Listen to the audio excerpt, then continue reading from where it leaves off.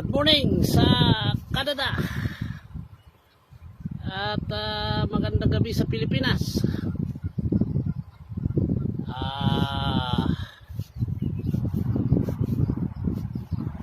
Linggo ngayon, so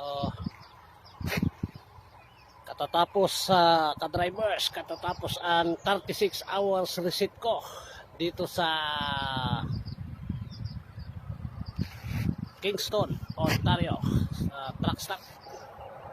So dito guys ay truck stop.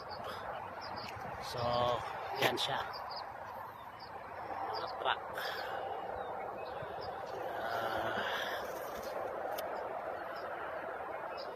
Masyadong makita kasi medyo parang madilim pa, but anyways umaga kasi. So yan guys, ang truck stop dito sa Kingston. Dito ako nag-reset ng 36 hours. So meron pa akong 15 minutes bago pwedeng mag-retract. So tinapos ko ang pre-trip ng truck ko para aabanti na mamaya. Kasi ang biyahe ko, ang last drop ko ay Prince Edward.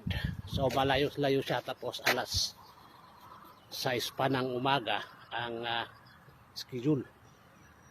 Hindi sana ako magre-reset dito, kaya lang masushoot ako ng oras kapag gagamitin ko pa yung natirang 3 oras ko last week, nung Biyernes. So nag-decide akong mag-reset ngayon para kahit sagad yung oras, pwede akong tawag nun, i-split ng sleeper berth. So dito guys ay pagitan ng Ontario at saka Quebec. So yan, ito ang palagi naming pinipistuhan dahil kruduhan din namin ito.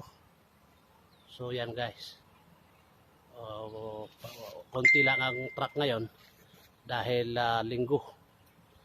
So hopefully hindi tayo malilit sa delivery bukas.